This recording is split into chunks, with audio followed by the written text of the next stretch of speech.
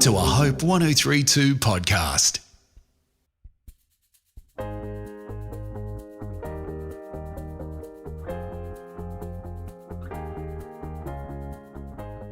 Hello, I'm Collett Smart and I'm a psychologist, a teacher, and your host on Raising Teens. I'm also a parent and I'm in the middle of raising my own teens and young adult children. I know that raising teens can be fun and busy, but also terrifying and even lonely. I've experienced all of these emotions, sometimes in the same day. On this podcast, I'm joined by well-known experts, and we chat about some of the most common questions I get asked about raising teenagers in my own work, and even some questions I have myself. I have such hope for this generation of young people, so each episode is full of support and practical advice. I love seeing all your questions come in, so each season I focus on some that teachers, parents, and carers have raised. We're all caring for the teens we love so much, so please keep sending in your ideas and questions through my Instagram and Facebook page or via the Hope 1032 podcast webpage, so we can support this generation of teens together. In this episode, we focus on an issue faced by many families, that is teen anxiety. Of course, we all face challenges in life, but when the feelings of sadness and worry begin to interfere with daily tasks, and those feelings last longer than a few weeks, or they change the way a young person spends their time, it may be a sign of anxiety and or depression. Research tells us that over 75% of mental health issues occur before the age of 25. But it's never too late to support a young person who is struggling with their mental health. Here I'm joined by Karen Young. Karen began her career as a psychologist, working extensively with children, teens, and families.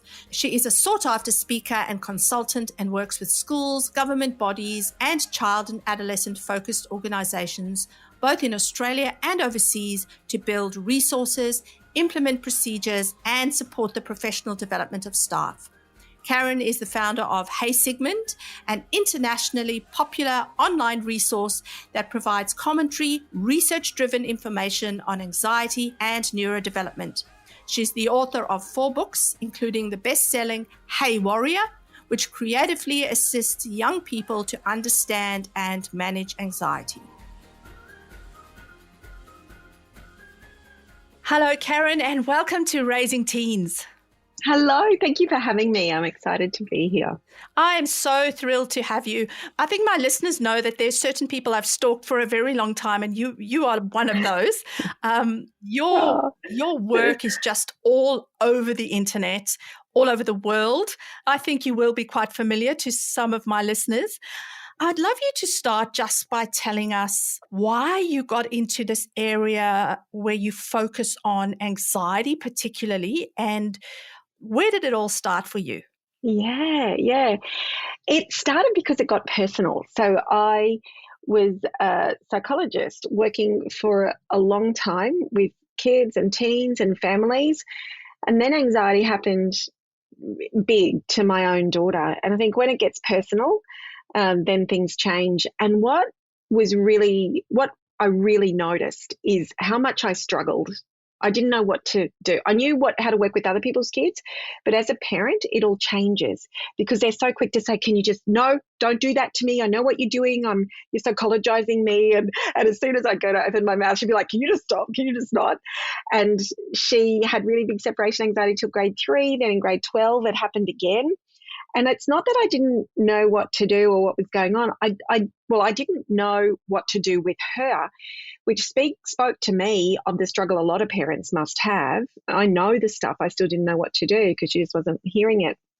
And then there was a day we were on our way to soccer and she said, Mum, I've got that feeling again. So she's getting headaches and tummy aches. And I said, okay, talk to me about it. I knew I had her in the car for 15 minutes. And that's when I had the conversation around anxiety is there. It doesn't mean there's something wrong with you. I started to change the story around anxiety. I told her what was happening in her body. I made sense of it for her, not thinking too much about it. And then in a few weeks later, she said to me, "Oh, Mum, that conversation we had, it kind of helped." And I think when a 12-year-old is saying, I'm not saying you're good at your job, but it might have helped, that it probably helped. Yes, that is actually a very big endorsement in a very subtle way. Right. And then a bit later, a couple of months, I said to her, "Darling, are you okay if I write about what we talked about on my website?" No one reads my website, because at the time no one read my website. But of course, and she's like, "Yeah, okay, but only if no one reads it." And of course, that was the article everybody read, which what that says to me is how much this information is needed, because as therapists, we know what to do, but therapists and parent, they're very different roles. Absolutely. And that's when I started writing about, every time I wrote about anything else, it would do okay. But then every time I wrote about anxiety, it was really well received. So that's where and then, the path widened up, and that's how I ended up here. Yeah, that's an incredible story. We hear the statistics about young people really being in this epidemic of anxiety. So what is going on for our teens today, Karen? Is there an epidemic? Are we seeing it more? I know a lot of our listeners would be wondering, are our young people just more fragile than past generations, or is there something going on for them that's different? Yeah. Here's what I think. I think our teens are dealing with a lot of stuff. There are things that we never dealt with, or previous generations dealt with, like social media, the internet. The amount of information that's coming at them is phenomenal. We just didn't have that. That can be really overwhelming. The drive to compare and engage in comparison when they're scrolling through social media, there's a lot more information coming at them with the internet, a lot more than we had to deal with. The amount of information is phenomenal. They're always on. As well as that, we have to look at lifestyle factors and how they impact. Our brains haven't changed, but our lifestyles have evolved enormously. So the things that we always needed, things like sleep is foundational for anxiety. The part of the brain most sensitive to a lack of sleep is the amygdala, which is the fight or flight part of the brain. We know teens aren't getting enough sleep. A lot of them, because their phones are in the room, a lot of them are waking up at night to check their messages. They need at least 9 hours. As well as that, they're scheduled more. So there's less time for play. Play is how we process emotion. It's how they master. We all do. We master our anxieties. We learn that we can move right up to the edge of what feels safe and move just beyond, because it's under our control. So we're safer to do that. We're safer to extend ourselves a little bit more. There's less opportunity for play. And I think there's also more pressure around the things that used to be playful. Now they're a source of anxiety. So soccer, dancing, music used to be fun. That used to be how I play. But now it's about the exams. It's about getting into the A's or the B's, and rather than being playful and being light and actually calming anxiety, being an outlet, it's now a source of anxiety. So I do think there are things that are contributing to it. We're also more aware of it now. So previously we lost a lot of our teens. That'd be the kids who flew under the radar because that was their favourite place. They were never held accountable to their potential, so we missed them. We called it shy. We called it disengaged. We call it disinterested. We called it withdrawn. Or there were the kids who went into big behaviour. We wrote those off as the bad behaviour kids or the naughty kids, and we lost those kids as well. So it's always been there, but we're aware of what anxiety actually looks like, and it can look like so many different things, which I think is why it seems like there's more as well. Yeah, that's fascinating, because I have been talking to some older people, some retired people recently, and some of them are only having their anxiety diagnosed now in their 70s or 80s. And you look at aspects of their life and behaviors and things they talk about that have always been there. So yeah, I think in a lot of these areas where we are talking about overdiagnosis, certainly there is some overdiagnosis in all areas, but in a lot of areas, including anxiety, we're catching up and catching people and supporting people that have been missed for many years. And so a lot of our young people, we're seeing it early, which is, in fact, a wonderful thing. To help teens understand what's going on in their brain when they feel anxious, I tell them about the job of a smoke alarm. Your smoke alarm is meant to pick up even the hint of smoke to let you know that your house is on fire. Except sometimes when we have an anxious brain, our smoke detector is a little oversensitive and keeps going off when it's only some toast burning. For your teen, the toast burning might be trying a new sport. This could feel scary, but it's actually safe. That's when we practice what psychologists label detective thinking, looking at the clues for how something may just be scary, but it's actually safe, so it's worth having a go. When we talk about anxiety as an epidemic, Karen, are we talking about it in terms of just a bit of stress? A lot of our young people are more stressed, or we call it anxiety. It's not really a diagnosis, or does it matter? Anxiety exists on a spectrum, and it will exist at different levels in all of us at different times. One of the things that's really bothering me, and I love that we're talking about it more, and I love that we're putting word to the feeling or in the experience of anxiety more. We have to do that. We have to do that. One of the things that also bothers me about the conversation is the pathologizing of anxiety. So when we talk about anxiety, we also need to talk about it in terms of courage. And the truth is, whenever there is something important that we need to do or meaningful or something that matters, there is going to be anxiety. Because it matters, whenever there's an opportunity to be brave, there's going to be anxiety. The bigger the need for brave, the more important it is, the more it matters, the more anxious we're going to be. If we put a story of deficiency to that, and if we start talking about anxiety in terms of breakage or a disorder, we're actually inadvertently piling on the anxiety about the anxiety. So we do need to talk about it. But even for kids, for young people whose anxiety is really intrusive, and for sure, for some young people, it really shuts them down. It shuts down their engagement. It shuts down their potential. It shuts down their belief in themselves. But even with those children, those young people, nothing will be served by any story that brings deficiency with it. There's something wrong with you. There's something really wrong with you if you're really anxious. So in all of those conversations, what I say is anxiety is really normal. The experience of anxiety is really, really normal. Sometimes it's going to be more intense, and we'll look around and we'll say, well, these people can handle this. Why can't my child?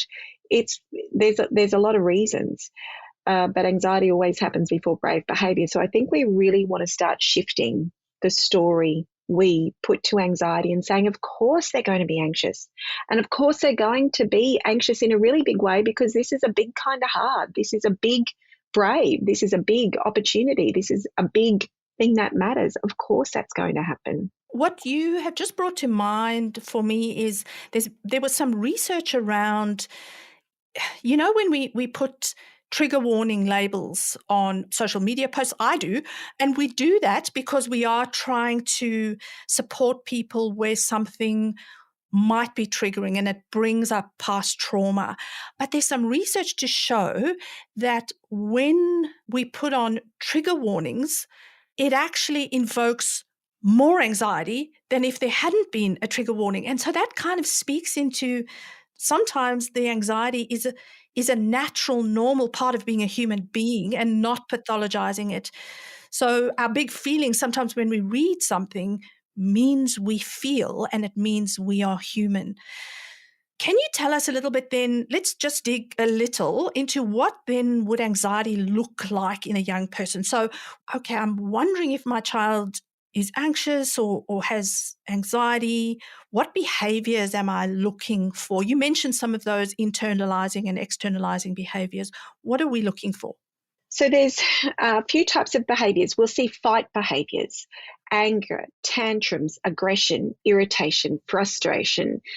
they're all the fight part of the fight or flight response. So when we see a really angry child, anger doesn't exist on its own. It exists to hold other feelings in place, other more vulnerable feelings. And one of these often is anxiety.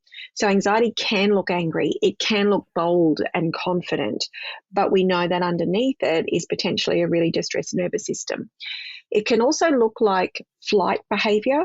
So it can look like avoidance, clinginess. It can look like big tears. The amygdala, which is the part of the brain responsible for anxiety, is in charge of all big feelings. So it can look like big tears. It can look like perfectionism is a form of flight. Any addictive behavior is a form of flight. It can also look like freeze behavior, which is just nervous system shutdown. That can look like a quiet defiance. So they're just kind of slumped. It feels like we can't reach them. They just feel withdrawn from us. It's a nervous system in distress. Again, we also want to watch out for the physical things that come along with anxiety. So sore tummies, sore muscles, headaches, feeling like I'm going to vomit, maybe sweaty palms, maybe flushed face, which can in itself drive social anxiety. They're all really normal responses to anxiety. They feel scary, but what we need to do is make sense of it and say, no, that's okay. This is what happens. Your brain and body are trying to protect you just at a time. You don't need protecting. The response isn't the problem. The timing is the problem, but there's nothing wrong with your brain and body. Last week, I heard my son's coach say these words. Before a game, you need to tell yourself that you feel excited rather than anxious because it feels like the same thing in your brain. I thought, oh my goodness, yes. I just read a Harvard research paper on anxiety and excitement. It recalled England's Ministry of Information's public safety slogan during World War II, which was, keep calm and carry on. The research found 60 years later, the slogan resurfaced and went viral, as if telling ourselves to calm down will fix our anxiety. What it found was that people who reframed their body's response as a feeling of excitement performed better than those that tried to calm themselves down. So just saying out loud, I'm excited or get excited might help your teen to feel more excited and get into an opportunity mindset rather than a threat mindset. Now, I know it might be tricky trying to get them to think of it as excitement in certain situations. I don't think many people feel exams are an exciting time, but we could talk about their body's response of sweaty palms or racing heart as getting them pumped up and ready to perform an important task.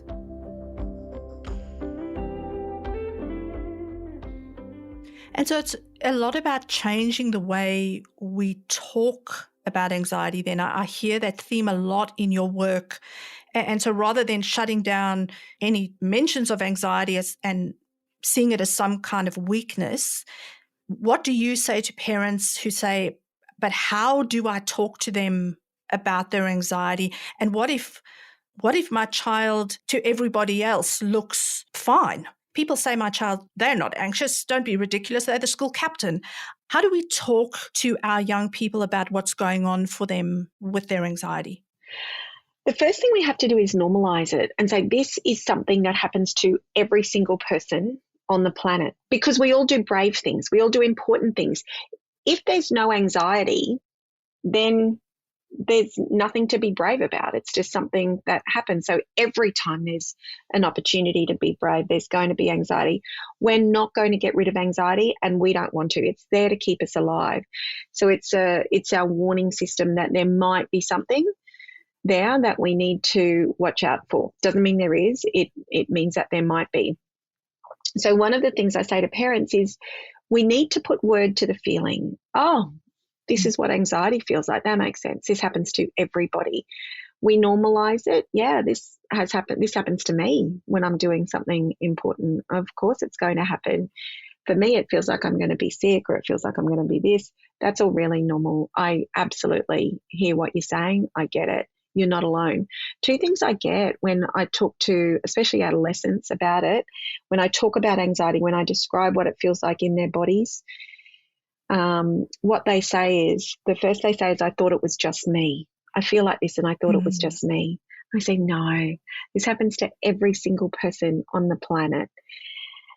And the other thing they say is, I didn't know who to talk to about it, because anxiety can feel isolating. It feels like we're the only one, because on the surface everybody looks fine, because it's it's something going on the inside. For sure, we can see it visibly in some people, but it's something that's happening. It's where our mind is going. It's what's going on the inside of our bodies that people can't see.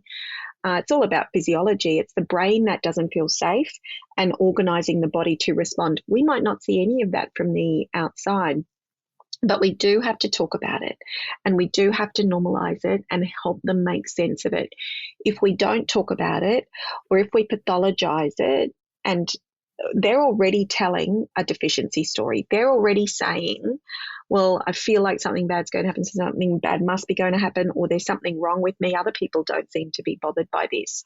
We have to come in and tell a different story, which is, of course, you feel like this. You're doing some hard stuff. You're doing some big stuff. And they might say, well, it's not really, it's camp, and other people can go to camp fine. Why can't I? We say, we actually will never know what's going on for other people, because anxiety and courage happens together. Sometimes we see the anxiety, sometimes we see the courage, but they are both there. And one of the things I say to young people is, think of something you've done that was actually brave, and you felt brave. How did you feel just before it? They would have felt scared, worried, nervous, anxious. That's what makes it brave. So we bring in the conversation around courage as well. And the other thing I say is, well, brave is different for everybody. Just because they're not feeling anxiety in response to the same things you are, they've got their own stuff. We've all got our stuff. If it feels brave, it's brave. And if you're feeling anxiety, that means you're about to do something hard, meaningful, important to you. Yeah. And then you're about to be brave. And you're about to be brave. Yeah. It's a call to brave. It is. I love how you really challenge this idea of anxiety not being about being broken. It really is about a call to bravery. You also talk about something you term scary safe and scary dangerous. Can you tell me why you talk about those two terms? Because we also have to remember that anxiety's got a job to do. It's there to keep us safe. If we didn't have anxiety, there'd be nothing to steer us away from dark alleys, tricky people, tricky decisions. It's the reason we try and get to things on time. It's the reason kids will study or work hard on an assignment. Anxiety is driving them forward, doing hard things. It's why, one of the things I say is, it's why we'll park our car under a street light if we know we're going to leave somewhere late at night. It's there to keep us safe. The reason we talk about, or the reason I suggest opening up the conversation is scary, dangerous, scary, safe, is I say there are two reasons anxiety will happen. Either in response to something dangerous, scary, something that feels scary and is dangerous, snakes, spiders, tricky people, dark alleys. But it will also happen, and it will feel exactly the same in response to things that are important, hard, meaningful, brave, because your brain can't tell the difference. It all feels the same. A physical threat will feel a real threat, running away from people who want to hurt you, a fire, wild animals, for the brain will feel exactly the same as a relational threat or a psychological threat. Anything that comes with any risk at all, even just minimal, of humiliation, judgment, failure, feeling shamed, separation from an important person, all of that counts as threat to the brain, but the brain can't tell the difference. It'll all feel the same. So this is why what we want to invite young people to do is just say, you get this feeling in you. It's called anxiety. It's your brain saying, hey, heads up, there might be something you need to deal with. First we say, do I feel like this because I'm in actual danger? Is this scary, dangerous, or is this scary, safe? And then we want them to say, is this a time for me to be safe? Sometimes it will be. And sometimes getting safe is the bravest thing you can do. If everyone's trying to talk you into doing something stupid and every cell in your body is saying this is a hard no situation, so you say no, bravest thing you can do. Yeah. Is this a time for me to be safe, or is this a time for me to be brave? Is this a time for me to be safe, or is this a time for me to get the job done?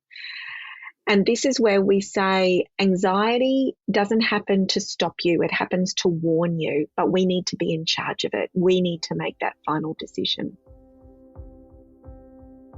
I know that living with anxiety can be challenging, but it is certainly something that can be treated. Many people live very successful and fulfilling lives and have anxiety. If you have a teen who struggles with anxiety, it's really important that we don't expect them to make big changes all at once.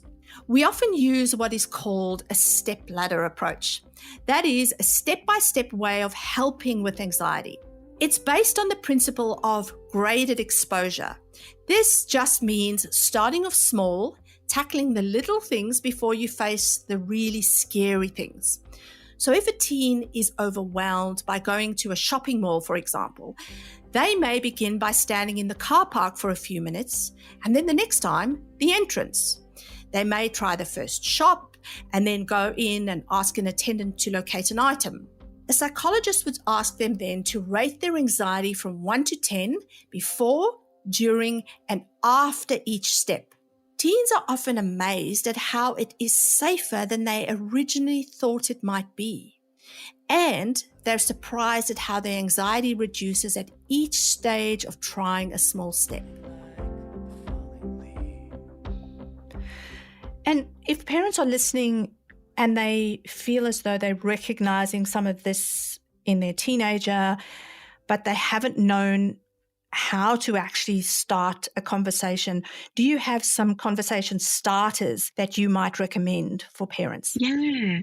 So the first thing I say is when they come to you or you seem to see them unsettled, worried, nervous, anxious. They're all different words for anxiety, really, or they might be talking about feeling sick in their tummy. So you see there's a conversation that needs to happen. What I would say is, first of all, notice what you see. Or it might be, I notice your exams are today. How are you feeling about it? Or I notice you've been getting a few of these headaches lately, or tummy, or I know you're having trouble sleeping. And open it up and say, that makes sense to me. It's anxiety. It sounds like it's anxiety. And this is something that happens when we do hard things. It absolutely makes sense to me. I want you to know you can talk to me about it. There is nothing that you can say that I can't handle, because some kids will not want to worry us. They'll keep it to themselves. Yes. The fear is that we can't handle it, or we might get into a lecture or a preach, or we'll be saying things like, well, you've just got to study harder if you're worried about it. You just got to get the job done. And they don't want that. They already know that. So what we want to do is just be the sounding board. And so I want you to know that there's nothing you can say that I can't handle. I get anxiety all the time, or I have felt really big anxiety sometimes to the point where I've felt like it's wanted to stop me in my tracks, or it has stopped me in my tracks, or something like that. I get it. You don't have to talk to me about it, but I'm here if you want to. I want to help you make sense of it, because it can feel really isolating. If you had an experience of anxiety when you were younger, share it. When I was your age, I used to get hit so hard with this, and I wished I had someone to talk to. If you want to, another thing to do is to set a time limit. So say to them, every day when you get home from school, or when you come in from wherever, for the first 15 minutes when you get home, you can talk to me about anything. And then after 15 minutes, conversation's over if you want. Or from when I pick you up from school to when we get home, you can say whatever you want. And as soon as we drive in the driveway, conversation's finished if you want. They need to know there's an out, because otherwise what they don't want is to get stuck in us saying, yeah, but why, and have you done this, and trying to solve the problem. The other thing I want to say is when they start talking, you don't need to fix it. What they're looking for is for someone to just anchor this feeling. It feels out of control. They're looking for us to be an anchor. And we just receive it. We just hear it. Yeah, I know. It's huge, isn't it? We don't need to fix it. Anxiety won't hurt them, and big feelings won't hurt them, whether it's anger or whatever it is. So they need to kind of catch our calm is what we're looking for. Hear what they're saying, Be open to it. So, do you know where that's coming from? And if they don't know, say, yeah, that just happens sometimes. We don't always know why brains think they need to take care of us, but it just happens. I love how you're emphasizing that we don't always need to have No. solutions for some of the things our kids bring us. And very often they know that we don't have the answer. That is not the point. But as a parent, I know you spoke about your parenting story right in the beginning. It's so true. So often as parents, we want to fix, or we want to solve because we think it will make it go away, it will make it get better, when actually all our children need is to be heard. And it feels like we're doing nothing, but actually we're doing something when we are quiet and listening. We're doing something very big at that point, and it can often be the most that they need from us. The process of talking about actually brings in it reconnects both sides of the brain. Anxiety is energy with nowhere to go. When they talk about it, they're giving that energy somewhere to go. We don't need to fix it. And in fact, if we jump into problem solving, sometimes it'll just annoy them, especially adolescents, because they've been sitting with this for ages. If they could fix it, they would. If they want our advice, they'll ask for it and say to them, is this a hug situation or a help situation? Do you want me to listen and hear you, or do you want me to help you come up with solutions? I can do either. Or do you just want me to be a sounding board? I can do either. We're no different. If people move into quickly problem solving our stuff, it can be annoying because the healing is actually happening in being able to talk about it. When we move into fixing the problem or fixing their anxiety too quickly, they're going to sense our anxiety. So we start to co-dysregulate instead of co-regulate. The message we're inadvertently giving is, I need to fix this problem for you because I can't handle feeling uncomfortable with this. It's making me uncomfortable. So we kind of absorb their discomfort. Or possibly, I don't trust that you will be able to work through it yourself. Yes. You need me. Yes, absolutely. And that's what it is. So we don't need to fix it. I think I need to mention the difference between experiencing day-to-day fears and trauma responses here. In this episode, we're not talking about ignoring trauma responses. Anxiety is our body's response to stress, which typically shows up in the form of fear or worry. It is what you might feel before a big exam or a first date or meeting new people. A lot of the things we've already mentioned in this episode. Trauma, on the other hand, is an emotional response to abuse or a deeply disturbing event. That would need a different form of professional support. We have an episode coming up on teens who have experienced trauma. Then when is the time for a parent who's listening to this, when is the time to seek professional support? You've done the listening, you've tried some of these conversations. When is that line that a parent might feel, all right, it's now time to contact my GP and seek outside support? Yeah. So I'd look at when it's really intruding into their everyday. So if it's really getting in the way of their sleep to the point where they're just not sleeping, they're not able to function, that's when they're going to be stuck in a loop. It might be affecting their eating. It might be affecting the social aspects of their day. If they're not going to school, if getting them to school, as long as they're still going to school, that's okay. But if you've hit a point where you just can't get them to school, that's a flag as well. If you start to feel like it's shifting into them just withdrawing into themselves a lot more than usual, they're not enjoying things, they're just pulling back from things, that's when I would look at getting extra support. When you sense that they're just not experiencing any joy at all, everything just feels so big and overwhelming for them. And adolescents, they will do that anyway, so it can be tricky. A normal part of the big feelings are a normal part of their development. Separating from the family is a normal part of development, but it's when it feels more than usual for a period of time that just doesn't feel okay. And finally, Karen, something I ask all my guests is, what is your hope for teens who might be struggling with their anxiety right now? I hope that they can see themselves as powerful and strong and anxious. Anxiety doesn't mean an absence of strength or an absence of power or an absence of courage. It generally means that's being called to the plate. This is a time to be brave. This is a time to be strong. This is a time to be powerful. But it never exists without all that stuff. So what I hope is that the teens who are listening to this, who may feel anxious, first of all, realize this is really normal.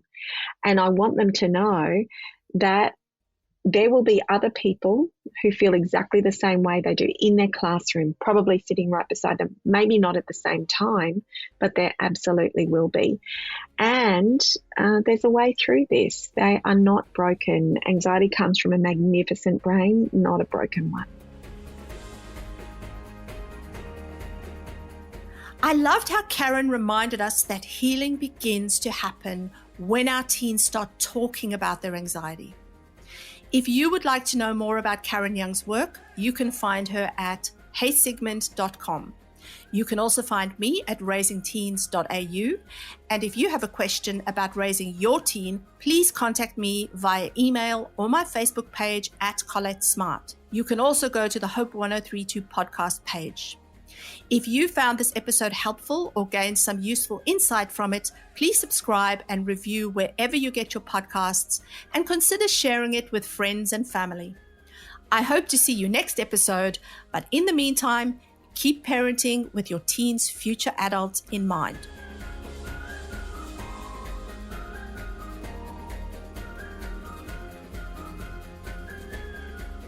This episode was hosted by Collett Smart. Edited and produced by Alec Green, imaging by Lucy Weil, and social media by Beth Rivers.